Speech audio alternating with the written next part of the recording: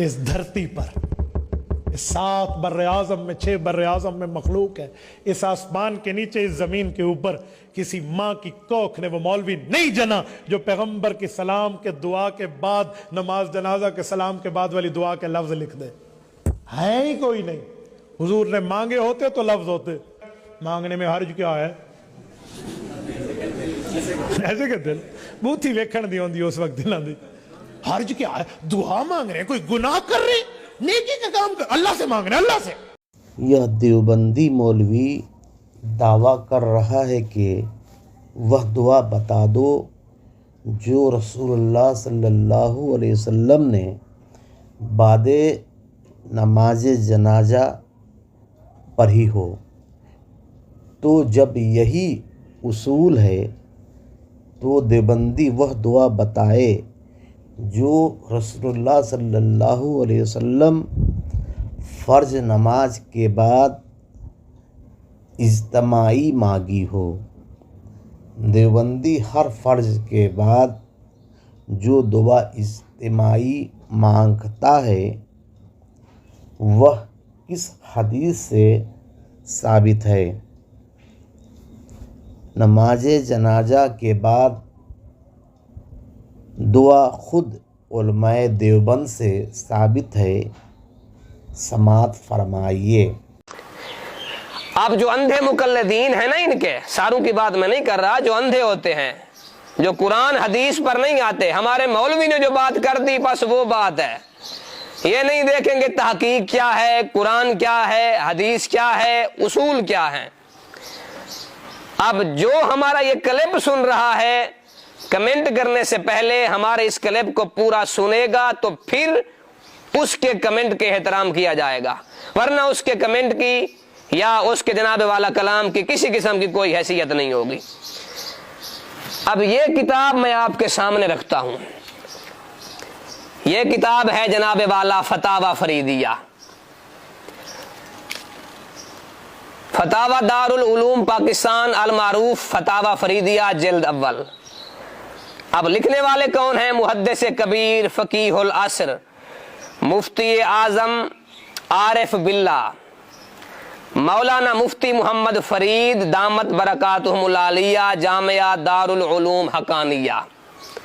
अब थोड़ा सा मैं तारुफ करवा लूं कि ये मुफ्ती मोहम्मद फरीद साहब ये कौन है। किताब लिखी भी उन्हीं ने है, छापने वाले भी उन्हीं के मसलक के हैं, आगे मुआमलात करने वाले भी उन्हीं के मसलक के हैं। इस किताब के हरफ आगाज में पहले सफ़ा पर लिखा हुआ है कि इसी मौलवी अब्दुल वाहिद कुरैशी साहब जो बार बार तज़किरा करते हैं फजलुर रहमान साहिब का, और फजलुर रहमान को अपना इमाम, पेशवा, हादी, रहबर, मुरब्बी, मोहसिन और पता नहीं क्या से क्या मानते हैं। फजलुर रहमान का ये उस्ताद है मुफ्ती फरीद अब्दुल वाहिद कुरैशी साहब, जिसकी पैरवी करते हैं, जिसको इमाम मानते हैं, और पता नहीं आप कहाँ से क्या उसको मानते हैं। कम से कम उसके उस्ताद पर तो शरई हुक्म पहले लगाएं कि उस फजलुर रहमान के उस्ताद ने नमाज जनाजा के बाद दुआ के बारे में अपनी किताब फतावा फरीदिया की पहली जिल्द में क्या लिखा है। अब देखें, ये पहली जिल्द आ गई सामीन आपके सामने। अब इसका सफा नंबर है 333। हजरत मौसूफ से सवाल हुआ नमाज जनाजा के बाद दुआ करने के बारे में। फजलुर रहमान का उस्ताद लिख रहा है कि नमाज जनाजा के बाद दुआ करना जायज है, बिदअत नहीं है।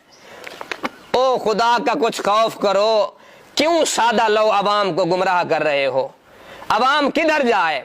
फजलुर रहमान का उस्ताद कहता है कि दुआ जायज है, बिदअत नहीं है।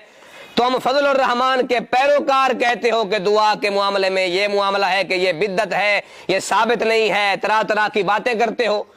और सिर्फ ये नहीं कि जायज है, बिदअत नहीं है, आगे लिखते हैं कि जबकि कसर सुफूफ के बाद हो। मतलब ये है कि नमाज जनाजा अदा किया गया, नमाज जनाजा अदा करने के बाद सफ़ों को तोड़ दिया गया और फिर हाथ उठाकर मौलवी साहब ने, इमाम साहब ने अगर दुआ कराई तो मुफ्ती फरीद साहब जो फजलुर रहमान का उस्ताद है وہ کہتا ہے کسی قسم کی کوئی حرج نہیں ہے، صفوں کو توڑ کر جنازہ کے بعد دعا آپ مانگ سکتے ہیں۔ ہمارا بھی تو یہی موقف ہے، ہمارا بھی تو یہی نظریہ ہے۔ میں نے بھی کتنے جنازے پڑھائے ہیں، میرے مسلک کے بھی کتنے علماء نے جنازے پڑھائے ہیں، ہم بھی یہی کہتے ہیں کہ بھائی صفوں کو توڑ کر آگے آ جائیں، اور صفوں کو توڑ کر ہم نے نماز جنازہ کے بعد دعا مانگنی ہے۔ اور پھر آگے چلیں، لکھتے ہیں کہ کیونکہ جن فقہا اور مفسرین نے اس کو ممنوع قرار دیا ہے تو اکثر نے دلیل ترک کیا ہے، اور بعض نے دلیل ذکر کیا ہے کہ اس دعا میں زیادت علی الجنازہ اور تکرار جنازہ کی تشبیہ ہے، اور بلا شک و شبہ کسر الصفوف کے بعد یہ تشبیہ باقی ہی نہیں بچتی۔ مفتی فرید کہتے ہیں کہ جب صفیں توڑ دی گئی تو کسی قسم کا کوئی شبہ بھی نہیں ہے کہ دیکھنے والے کو کسی قسم کا ڈاؤٹ محسوس ہو۔ کہتے ہیں کہ لہٰذا کراہیت بھی نہیں ہوگی، اور پھر جو بندے کہتے ہیں کہ جنازہ کے بعد دعا جائز نہیں ہے، یا کہتے ہیں کہ طرح طرح کے معاملات ہیں، ان کا رگڑا بھی لگا دیا۔ کہتے ہیں نیز مخفی نہ رہے کہ کسی فقیر نے اس کراہیت کی دلیل ذکر نہیں کی۔ کہتے ہیں کہ جو نماز جنازہ کے بعد دعا سے روکتا ہے، ان کے پاس دلیل شرعی کیا ہے؟ کسی نے کوئی دلیل شرعی نہیں دی کہ دلیل شرعی روکنے کی کیا ہے۔ یہ ہم نہیں کہہ رہے، تمہارے مفتی کہہ رہے ہیں۔ آگے کہتے ہیں یہ سلفی دلیل ہے، حنفی دلیل نہیں ہے۔ کہتے ہیں کہ جس طرح سے یہ جنازے کے بعد دعا کو روکتے ہیں، یہ سلفیوں والی دلیل ہے، حنفیوں والی دلیل نہیں ہے۔ اگر یہ حنفی ہوتے نماز جنازہ سے روکتے تو حنفیوں کے اصول کے مطابق دلیل دے کر جنازہ سے روکتے، لیکن چونکہ انہوں نے دلیل کوئی نہیں دی، لہذا مفتی فرید صاحب کے بقول جو نماز جنازہ کے بعد روکے گا اس کا حنفیوں کے ساتھ کسی قسم کا کوئی لینا دینا اور کسی قسم کا کوئی تعلق نہیں ہوگا۔ اب یہ حوالہ آپ کے پاس آ گیا۔ آگے پھر آ جائیں، وہی مفتی فرید صاحب، فتاوی فریدیہ، دار العلوم دیوبند المعروف فتاوی فریدیہ، اسی کی جلد سوم، تیسری جلد ہے۔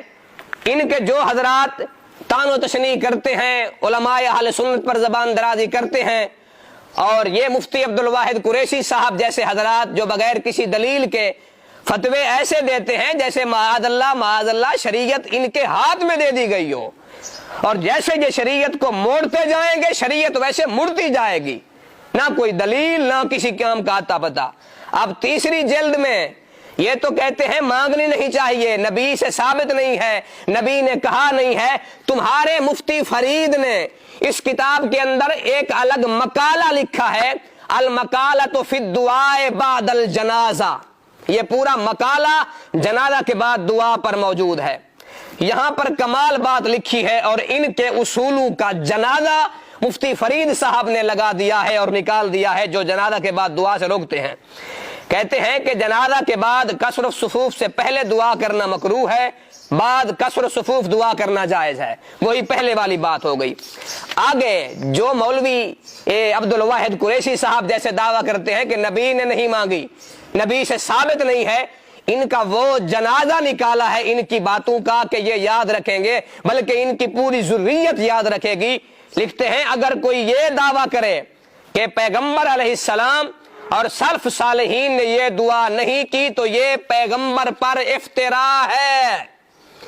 فضل الرحمان کا استاد کہہ رہا ہے کہ جو کہے نبی نے دعا نہیں مانگی وہ پیغمبر پر افتراء باندھ رہا ہے۔ فضل الرحمان کا استاد یہ کہتا ہے، اور فضل الرحمان کا پیروکار کہتا ہے دعا مانگنی نہیں چاہیے۔ میرا پورا چیلنج ہے پوری ذریت کو اور ان کے نام نہاد مفتیوں کو جو اہل سنت کے معمولات پر تان و تشنیع کرتے ہیں، مجھے بتائیں تمہارے مفتی فرید صاحب کے بقول یہ افتراء ہے نبی پر۔ افتراء کا معنی تمہاری لغت کی کتابیں بھری پڑی ہیں، بہتان باندھنا، جھوٹ باندھنا۔ نبی پاک صلی اللہ تعالی علیہ وآلہ وصحبہ وسلم پر جو بندہ جھوٹ باندھے اس کا شرعی حکم کیا ہے یہ بتائیں۔ جو نبی پر افتراء باندھے اس کا شرعی حکم کیا ہے؟ تمہارا ککھ بھی باقی نہیں رہے گا۔ اور صرف یہ حوالہ یہی تک محدود نہیں ہے، میں اختصار کے ساتھ کرنا چاہتا تھا لیکن کیا کریں، مجبوری ہے کہ یہ عوام الناس کے عقائد اور معمولات کو خراب اتنا کر رہے ہیں کہ ہمیں جواب تفصیل سے دینا پڑ رہا ہے۔ آگے پھر ایک روایت بھی نقل کی ہے، لکھتے ہیں کہ امام کاسانی فرماتے ہیں حضرت عمر رضی اللہ تعالی عنہ سے ایک مرتبہ جنازہ ہو گیا، یہ عبارت کے لفظ یہی ہیں، تو دوبارہ جنازہ پڑھنے کا ارادہ فرمایا۔ عبارت میں قضا کا لفظ شاید لکھنے والے سے یا کاتب سے چوک گیا۔ ایک جنازہ حضرت فاروق اعظم سے رہ گیا، حضرت فاروق اعظم سرکار کی بارگاہ میں آئے، دوبارہ جنازہ پڑھنے کا اظہار کیا تو حضور نے کیا فرمایا؟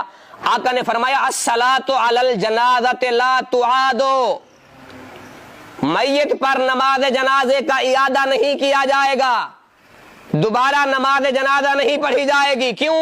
وَلَٰكِنْ اُدْعُ لِلْمَيِّتِ وَاسْتَغْفِرْ لَهُ، جنازہ وہی تھا جو ہم پڑھ چکے ہیں، اگر چاہتے ہو تو میت کے لیے استغفار کر لو، رب سے دعا کر لو۔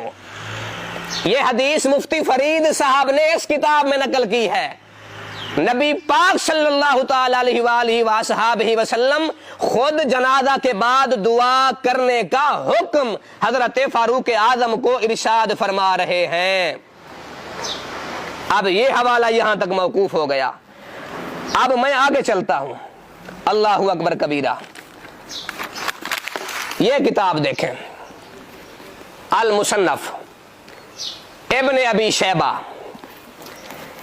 اس کی جلد ہے 3، سرکار دو عالم صلی اللہ تعالی علیہ وآلہ وسلم کے فرامین پر مشتمل یہ کتاب 3 جلد ہے، اور یہ چھاپا بھی دار الکتب علمیہ کا ہے، بیروت کا چھاپا ہے۔ اس کے صفحہ نمبر 21 پر ایک روایت موجود ہے، مولا علی سرکار رضی اللہ تعالی عنہ نے ایک صحابی کا نماز جنازہ پڑھایا۔ اچھا، میں آپ کو یہاں پر ایک بڑی ذوق والی پتے والی بات کر دوں، جب دوسرے معاملات آتے ہیں تو یہ کہتے ہیں یہ کام نبی پاک نے نہیں کیا، صحابہ نے نہیں کیا۔ ڈنڈی ان کی دیکھے کہ جب نماز جنازہ کے بعد دعا کا مسئلہ تھا تو انہوں نے یہ نہیں کہا کہ یہ دعا نبی نے نہیں مانگی، صرف یہی کہا، آگے یہ نہیں کہا کہ صحابہ نے نہیں مانگی۔ کیوں؟ ممکن ہے انہیں یہ حدیث نظر آ گئی ہوگی، جبکہ دعویٰ ان کا پہلا بھی باطل ہے، انشاءاللہ میں آگے اس کا رد کر رہا ہوں۔ اب صفحہ نمبر 21 مصنف ابن ابی شیبہ جلد 3 لکھتے ہیں عمیر ابن سعد رضی اللہ تعالی عنہ عن عمیر ابن سعید قال صلیت مع علی علی یزید ابن المکفف، میں نے یزید بن مکفف کی نماز جنازہ حضرت مولا علی سرکار کے ساتھ پڑھی۔ نماز جنازہ حضرت مولا علی خود پڑھا رہے ہیں۔ فکبر علیہ اربعا، حضرت مولا علی نے 4 تکبیریں اس جنازہ پر پڑھی۔ ثم مشى حتى اتاه، پھر چلے ان کی میت کے پاس آئے۔ فقالا، اور پھر دعا کے کلمات کیا پڑھے؟ یہ تو کہتے ہیں ہمیں کلمات دکھاؤ کہ دعا کے کلمات پڑھے کیا گئے۔ حضرت علی شیر خدا جنازہ کے بعد جو دعا مانگ رہے ہیں، فقیر بارہویں وہی کلمات سنا رہا ہے۔ کہتے ہیں فقال اللہم عبدک و ابن عبدک نازل بک اليوم فاغفر له ذنبه ووسع علیہ مدخلہ ثم مشى حتى اتاه فقال اللهم عبدك وابن عبدك نازل بك اليوم فاغفر له ذنبه ووسع عليه مدخله فإنا لا نعلم منه الا خيرا وانت اعلم به۔ کہتے ہیں کہ جب نماز جنازہ مولا علی سرکار نے پڑھا لیا، آپ چل کے آ گئے، یزید بن مکفف کی نماز جنازہ پڑھ کر میت کے پاس آ گئے، ہاتھ اٹھا کے دعا کی، اللہم عبدکا و ابن عبدکا، مالک یہ تیرا بندہ تھا اور تیرے بندے کا بندہ تھا، آج یہ تیری بارگاہ میں حاضر ہو رہا ہے، اس کے گناہوں کو معاف فرما اور اس کی قبر کو بھی وسعت اور کشادگی عطا فرما۔ اب اگر کوئی یہ اعتراض کرے کہ یہ دعا نماز جنازہ کے اندر جو دعا مانگی جاتی ہے اسی پر مشتمل ہے، تو اس کا رد بھی اسی روایت میں موجود ہے۔ حضرت عمیر ابن سعد کہتے ہیں کہ مولا علی نے یہ دعا 2 مرتبہ پڑھی. پہلے تو مطلقاً یہ جنازہ کے بعد والی دعا ہے, اگر اعتراض تم کر بھی رہے ہو تو اس کا بھی میں جنازہ نکال رہا ہوں کہ مولا علی نے یہ دعا عبارت کے اندر 2 مرتبہ مانگی. پھر ثابت یہ ہوگا کہ جو پہلے دعا مانگی وہ آپ کی میت کے پاس دعا مانگی, اور جو دوسری دعا مانگی وہ دفن ہونے کے بعد سرکار نے دعا مانگی ہے. تم بات بات پر یہ کہتے ہو کہ حدیث میں یہ لفظ نہیں ہے, متن میں یہ لفظ نہیں ہے, تو مجھے یہ بتاؤ کہ سرکار کی صحابی کا جو جنازہ پڑھا گیا عبارت کے اندر یہ ہے کہ سما مشا حتی عطا ہو, مولا علی چلے عطا ہو اس کے پاس آئے. اگر قبر کے پاس آنا ہوتا دفن کے بعد والی دعا ہوتی, اندل قبر کا لفظ کیوں نہیں آیا؟ یہ میں تمہارے اصولوں کا جنازہ تمہارے اوپر فٹ کر کے نکال رہا ہوں. تو حضور کے صحابہ سے بھی یہ ثابت ہو گیا کہ صحابہ کلمات پڑھتے کون سے تھے اور دعا صحابہ پڑھتے کون سی تھے. اب آگے جو ان کا سب سے بڑا اعتراض ہے, میں نے کہا کہ سب سے آخر میں اس کا رد کروں گا. یہ کہہ رہا ہے کہ 7 بر اعظموں کے نیچے کوئی پیدا نہیں ہوا جو دعا دکھا سکے کہ نبی نے مانگی کون سی ہے, نبی نے دعا پڑھی کون سی ہے. اور تو 7 بر اعظموں کی بات کرتا ہے, میں ملتان میں بیٹھ کر تیرے اصولوں کا جنازہ نکال رہا ہوں. اگر جرت ہو تو اس کتاب کے اوپر فتویٰ لکھا کر دکھاؤ.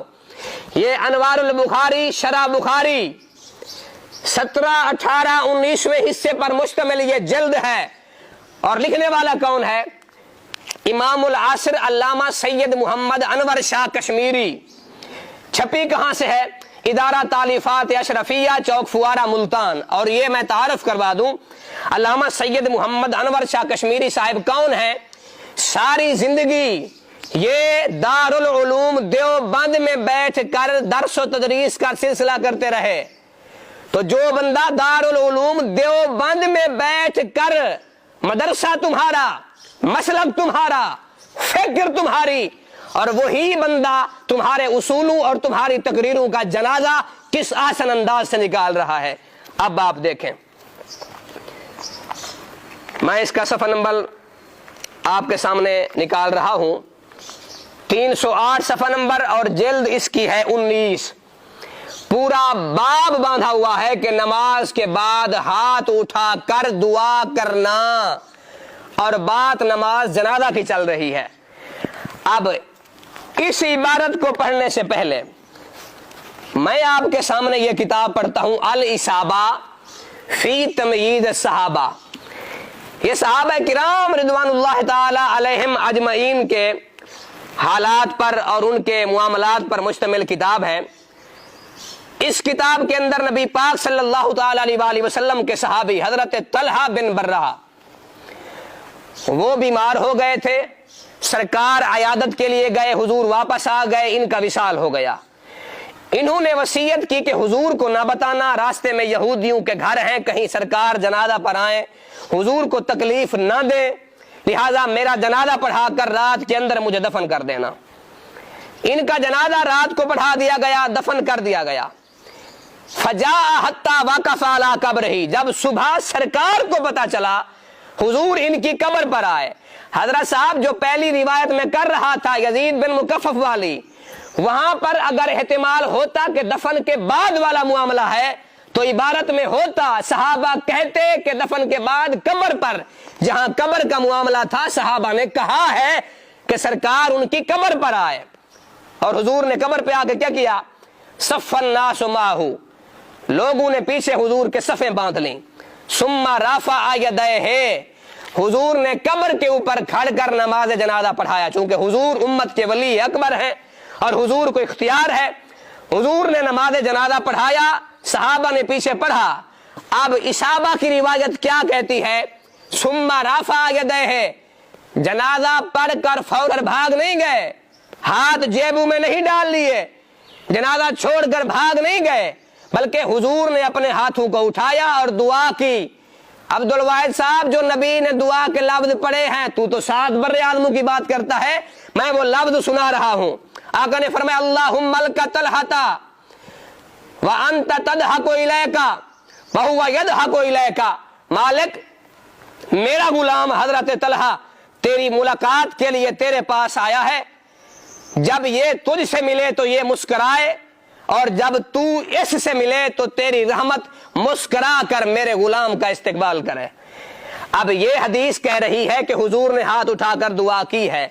अब इसी हदीस की तखरीज में दारुल उलूम देवबंद के उस्ताद अल्लामा अनवर शाह कश्मीरी साहब कहते हैं कि यहां भी नमाज जनाजा के बाद हाथ उठाकर दुआ मांगने का जिक्र है। अहले सुन्नत पे फतवा लगाने वाले, मामूलात अहले सुन्नत पे तान दराजी करने वाले, मेरा चैलेंज है, पहले अनवर शाह कश्मीरी पर फतवा लगा, पहले अपने घर को तो संभालो, अहले सुन्नत की तरफ बाद में उंगली उठाना। अनवर शाह कश्मीरी कहते हैं यहां भी नमाज जनाजा के बाद हाथ उठाकर दुआ मांगने का जिक्र है, जिसका हमारे सल्फी भाई और नजदी भाई इनकार करते हैं और इसको बिदअत कहते हैं।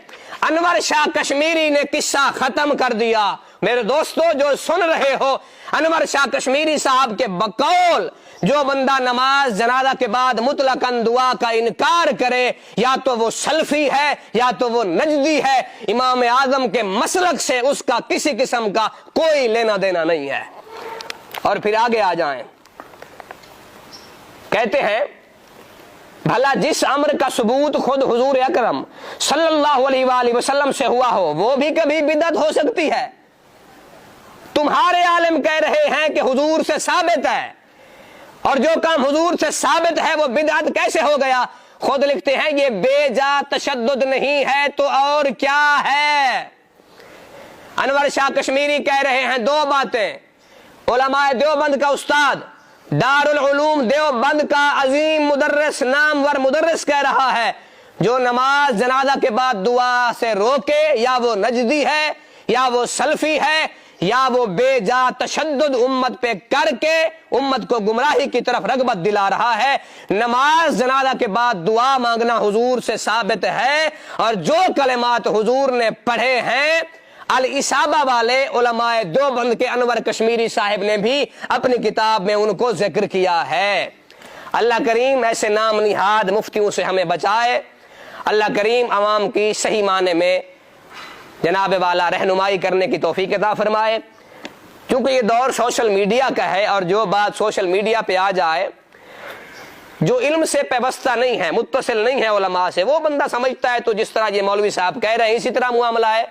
तो मेरा भाई, मेरे दोस्त, थोड़ी सी तसल्ली कर लिया करें, दलाइल मांग लिया करें। इनको कम से कम ये तो कहें कि जिन बातों का तुम इनकार कर रहे हो, बरसों पहले तुम्हारे अकाबरीन तुम्हारी आज की तकरीरों का जनाजा निकाल कर गए हैं। अल्लाह करीम ऐसे हजरात से बचाए और हमें मसलक अहले सुन्नत पर सही माने में चलने की तौफीक अता फरमाए। वमा अलैया इल्लल बलाग।